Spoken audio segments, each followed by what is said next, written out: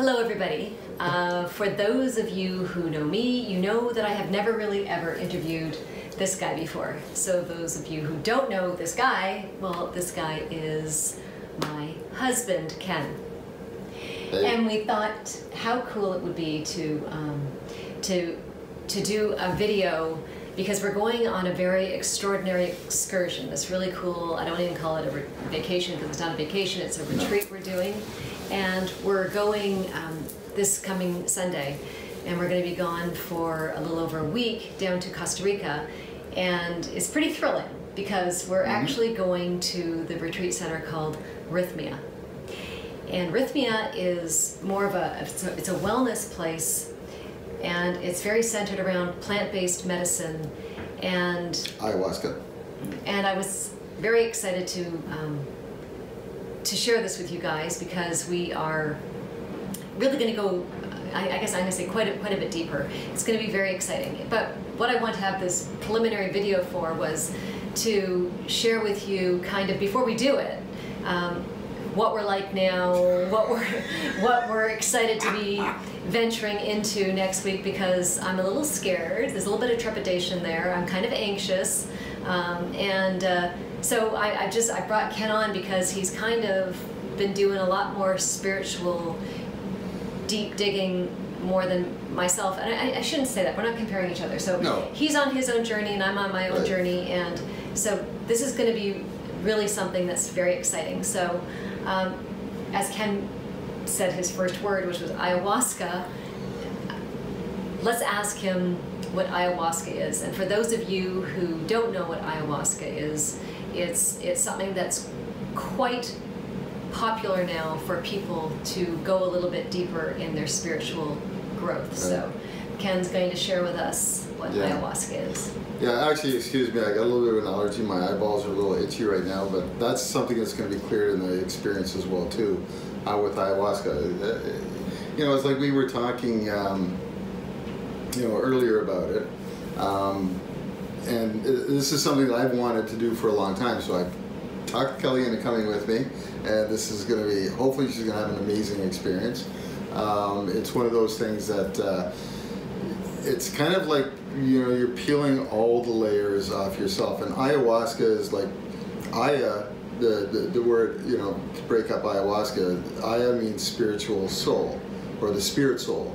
And huasca means the rope, or the vine, the woody vine. So when you put that together, it kind of means the vine to the soul. So that's the way that the shamans, and it's been for a few thousand years now. This is the wisdom of the people that live, the indigenous people that live in the Amazon, and they've been, treating themselves with the plants of the Amazon, and when you look at, 3% only of those plants in the whole entire Amazon, or anything that we've documented and know about, the other 97% we don't. So most of all the medicine and the world that we live in today comes from those plants that are there. Everything is derived from there.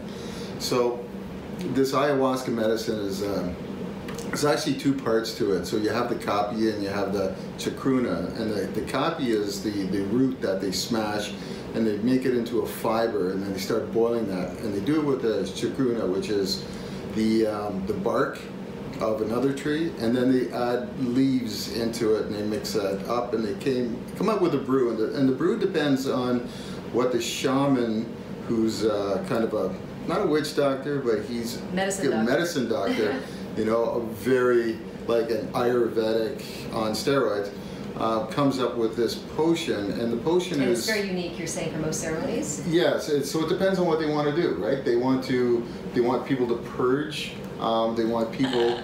Yeah, so part of this, people actually, they vomit and diarrhea, but that's part of the cleansing part. And the shamans do this because people, if you have parasites, they'll be gone. But it's also dark energies. They get the dark energies out of your system, any dark emotional issues that you have, and that's why a lot of people go and do this. So these two ingredients, and whatever other little ingredients that they throw in there as well too for different effects, connect with your DMT. So your DMT is your dimethyltropyline, I always get that screwed up, dimethyltropytine, and that is produced naturally in your body, and it's produced mostly, they say, in your pineal gland. So that's your third eye, your pineal gland, which is your third eye. And this is a place where they, we all believe our, super consciousness comes from. So it's tapping into that. So I have been equating it to as being almost the medicine of the soul. And so Ken has given us an incredible, very learned understanding of it. And I mean, we can go on for hours even talking about this, right? And we do this all the time.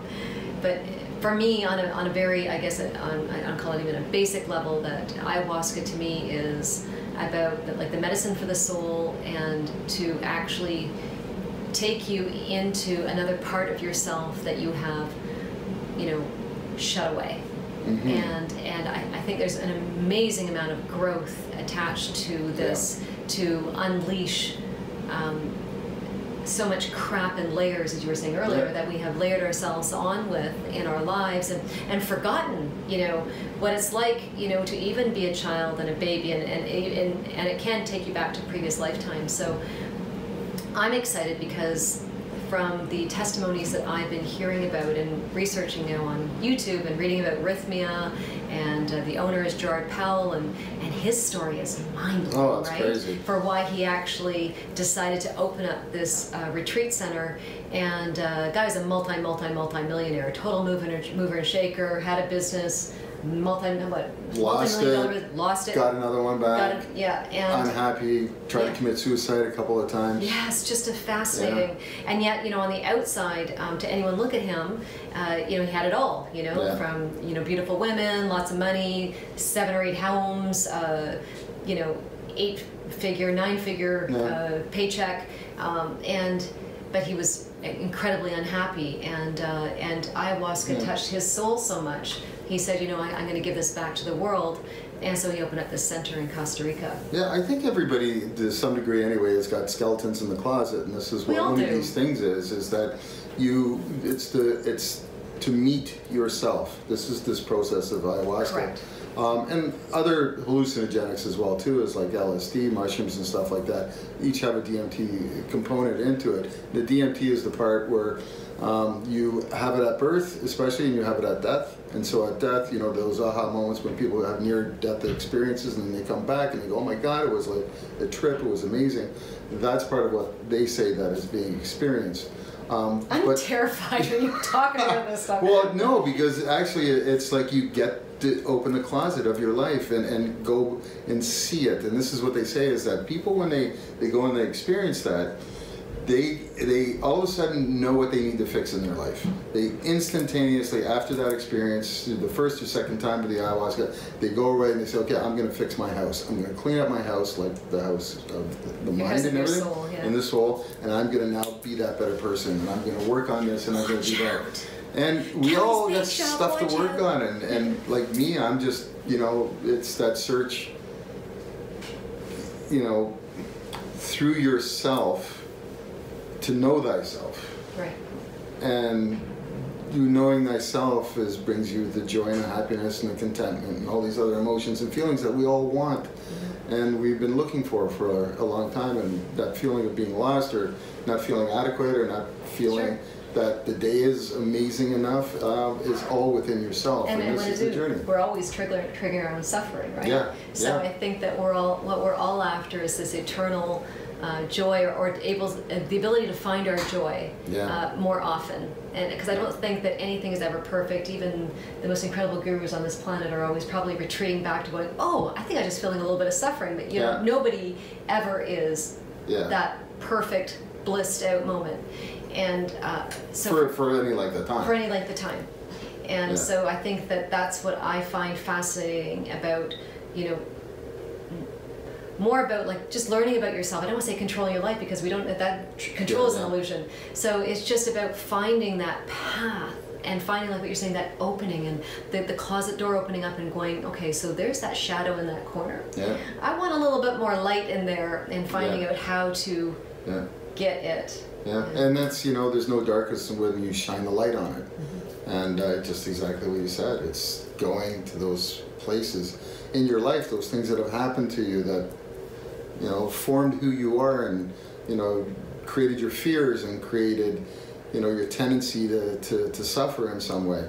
You know, would it be wonderful to clean that stuff up so you can, you know, you're not burdened with it anymore. You've moved past it and on with it. And God, I know, you know, I've carried stuff around for my whole life. And it's your triggers, sort of. I mean, sometimes that you and I have had squabbles and, you know, fights, whatever. And it's like, not you pissing me off. It's my version of what you're saying and doing. It's my problem, not yours. Exactly. Yeah. And likewise with me too, right? When I'm getting upset with you, it's my own story of what I'm saying. Well, like Ken's doing this to me, but he's really not. But it's my illusion. It's my story of what Ken's done. Yeah. And I find that really fascinating.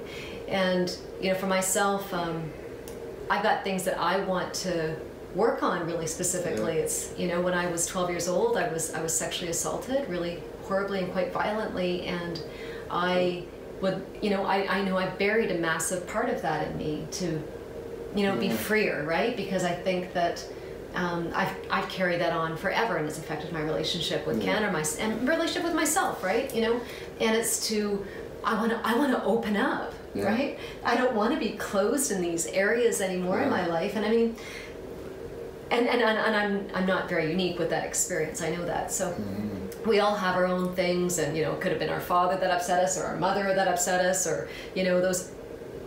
We didn't have the perfect childhood, but who did? But we're carrying on all of these dramas and these stories about my dad did this and my mom did this, and it gets compounded and compounded until these stories are so distorted, and it's affecting every single part of our life. So I'm so excited to be doing this. I am. I'm scared, but I'm, like I keep saying that, I'm terrified. So Ken's made sure, he said, sorry, let me say this, that you can't come, you know, with any communication to the outside world. So he's and Erin has said this too. She goes, Mom, you're not bringing your laptop. And for those of you who know me, I really haven't been without, you know, my laptop in about 7.5 years, and, you know, daily check-ins to emails or contact some of the outside world. So I'm really kind of looking forward to this, but hopefully you guys will hear from me in a week's time. Well, Kelly didn't make it. So I mean, she's joined the Amazon circus. So she went yelling and screaming into the jungle. We can't find her. That's it. Whoa, my mother will hate you. She will hate you. My daughter will hate you. Anything now that this is actually on video, like, maybe it's not going to be out on video until we come back. No, I'm going to get out now. It's going to be it's going to be an experience, and I think that's it.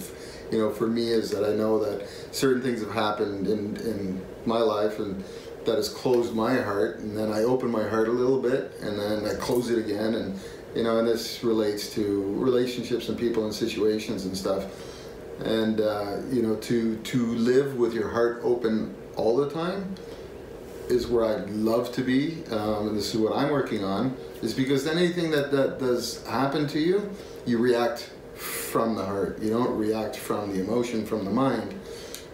So you actually can handle anything because you just let it be, and you're not fighting with it. You just, it's just accepting it, but you're accepting it from a place of love, not fear, because those are the two things that govern us.